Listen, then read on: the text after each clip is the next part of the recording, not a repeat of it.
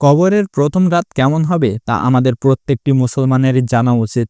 মানুষ মারা যাবার পর সর্বপ্রথম সে শুনতে পায় ইন্না লিল্লাহি ওয়া ইন্না ইলাইহি রাজিউন।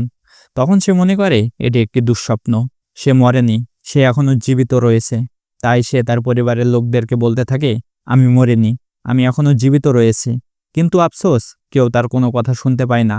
তারপর যখন তাকে কবর দেওয়া হয় এবং সবাই তাকে একা ফেলে রেখে চলে আসে, তখন মহান আল্লাহ তাআলা তার দেহে পুনরায় আবারও আত্মা ফিরিয়ে দেন। তখন সে ভাবে তার খারাপ স্বপ্ন শেষ হয়ে গেছে, এখন সে ঘুম থেকে জেগে উঠেছে। তাই সে আল্লাহর কাছে কৃতজ্ঞতা আদায় করে।